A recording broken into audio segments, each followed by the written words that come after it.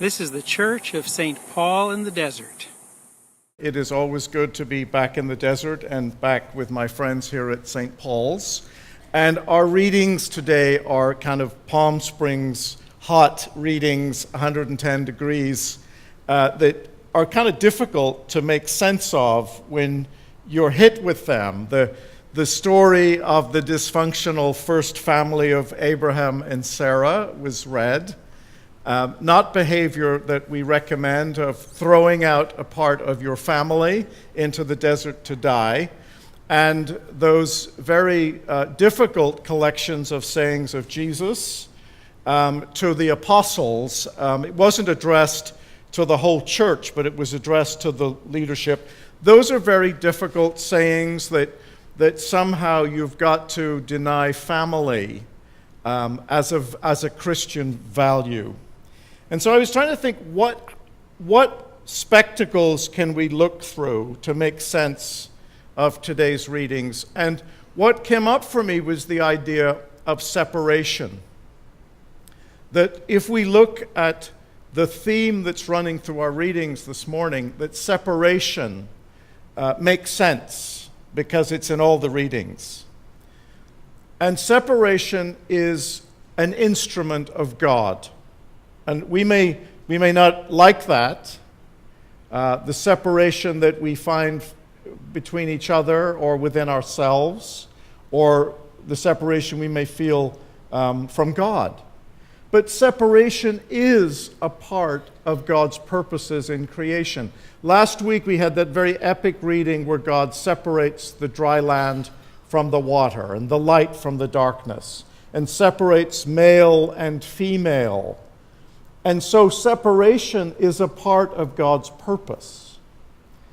And we have to think about that kind of in our own lives. And although we value unity and integration and wholeness, separation is a part of our reality. And how do we walk those difficult paths of trying to heal and figure out what separation means to us?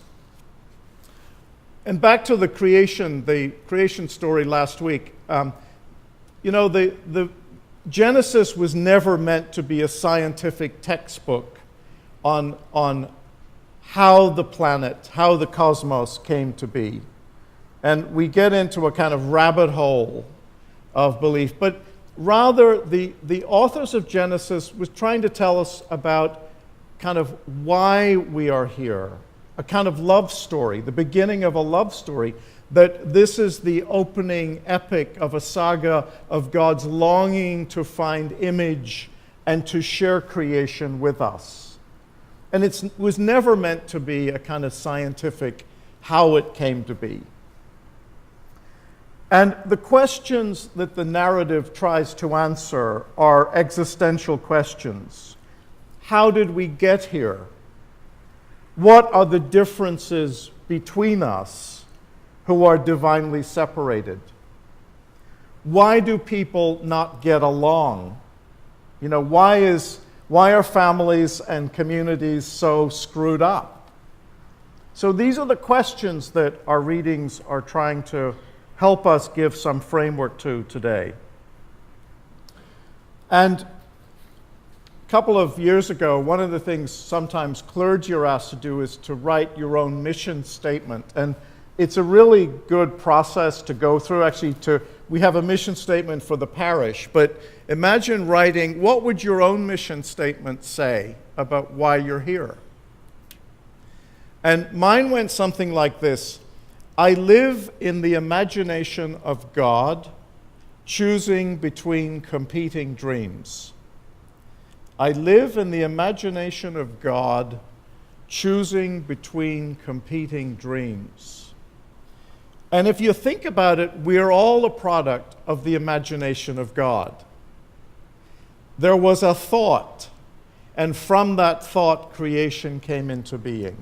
And all of the characters that we read about in today's readings began as part of God's imagination. From a primal thought, the divine act brings them into being and their lives, both the good in their lives and the evil things that they will do, all play a part in shaping who we are today. And as we were listening to that Genesis story, you know, the great three monotheistic religions of the world, Islam, Christianity, and Judaism, all trace our ancestral link back to the imagination of Abraham and Sarah.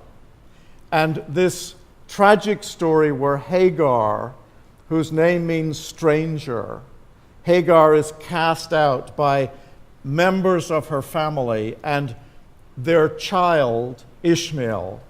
And Ishmael in the Quran is mentioned 11 times, and he is the forebear of all Arab peoples in the world. So this story is about a brokenness and a separation that is very present in our world today. As we try to make sense is what is it we have in common as part of the monotheistic religious traditions, and what separates us. But this is, and it's a painful story. It is a story of a family breaking up. And the idea that you would want to take a member of your own family, cast them into the desert, knowing that they were going to die, is a horrible thing. And yet this is a part of who we are, and how do we deal with this? So I would say that Abraham and Sarah did not handle themselves well, that the Semitic tradition of hospitality did not work well when it came to their own family. Nevertheless, God is not finished with this family, and God blesses Hagar and Ishmael in a very special way, and also says to them that they will have descendants numerous as the stars, just as Isaac is blessed by God. Those who are separated from family or tribe through ill will also rise to greatness. And we see this theme again. The story of Joseph is a story of a Hebrew who ends up being kicked out by his family, and he ends up number 2 in the Egyptian court, and he saves the Egyptian people from starvation. It's a kind of a redemption story, that those who are maybe not blessed by their families or by their churches are still blessed by God and play a very significant role in the salvation, in the story of the whole.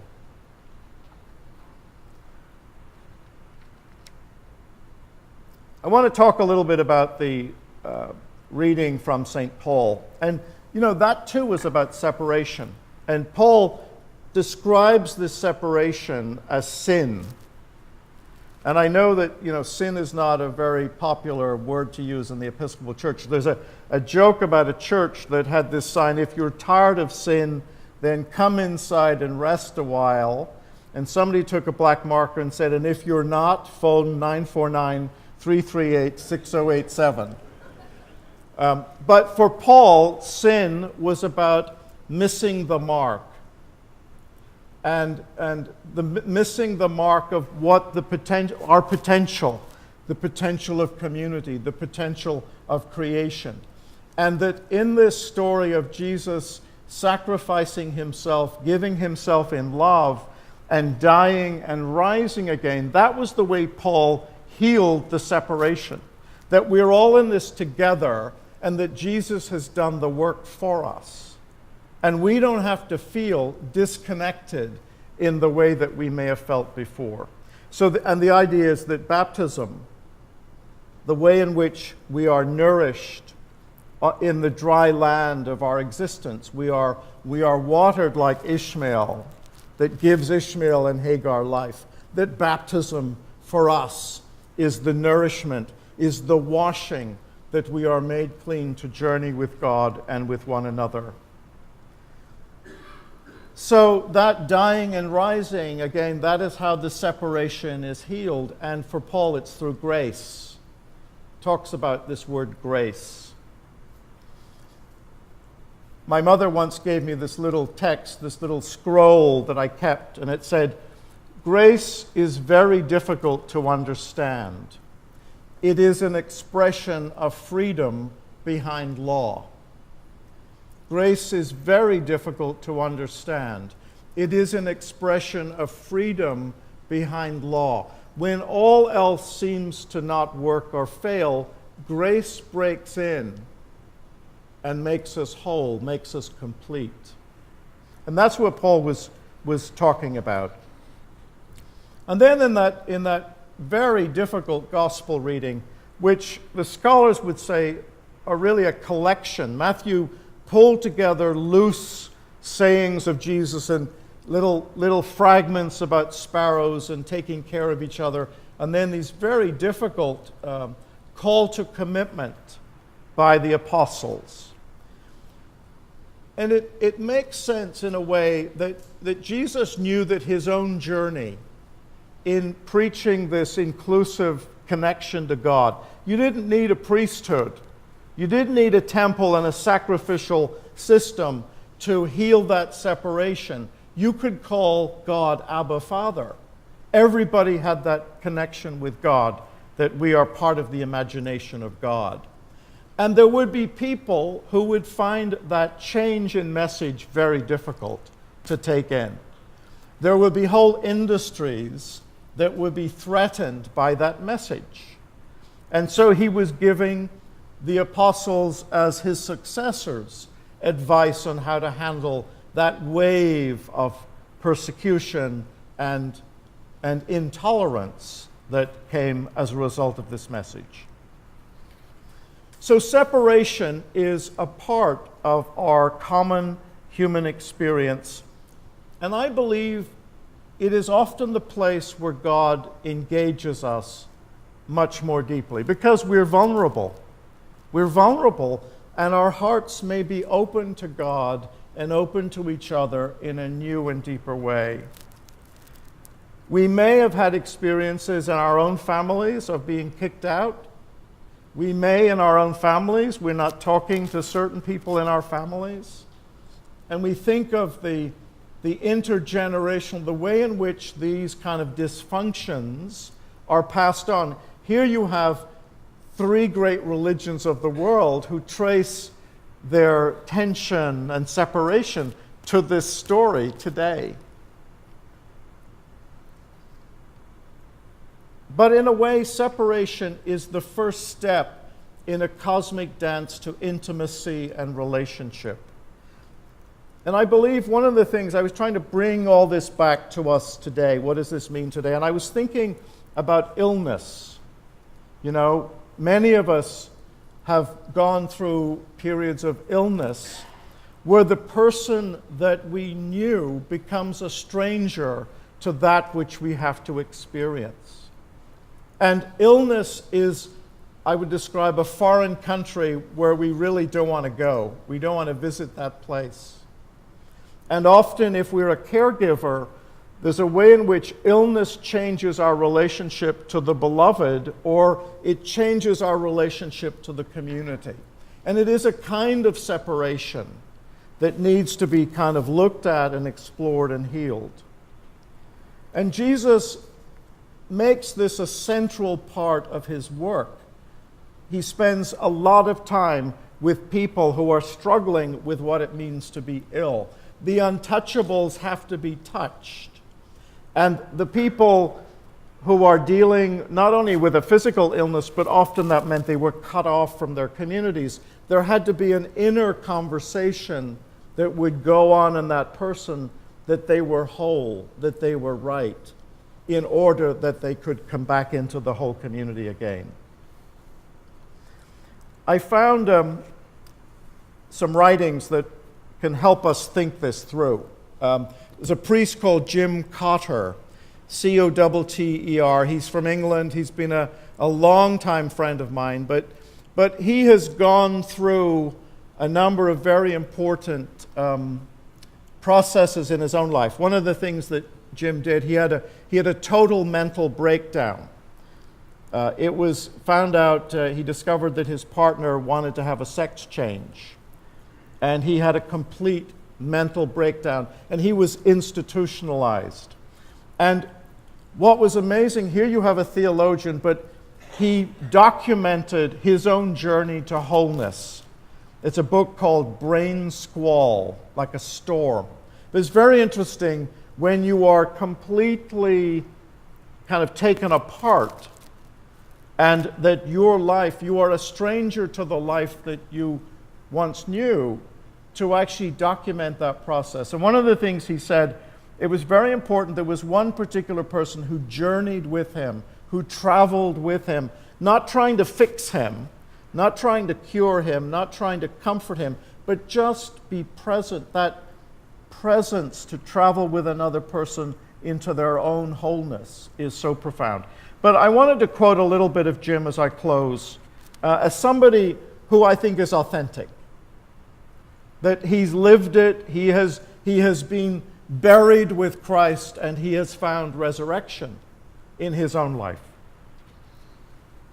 So he says this: the trouble is that we find it all too congenial to label as impure or unclean or sinful those conditions and people whom we are afraid to be near.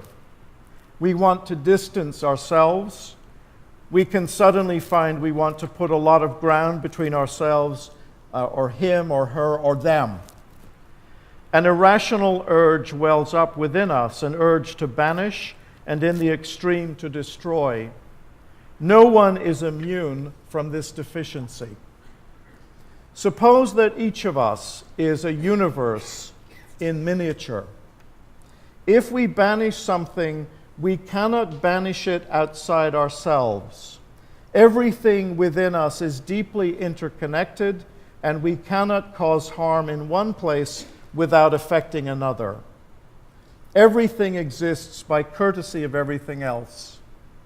Suppose this is true of all human beings, and between human beings and other forms of life in the universe, and beyond the dimensions of time and space of which we are so far aware.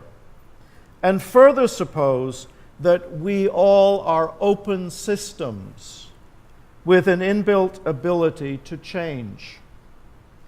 Then there is a certain place for viruses.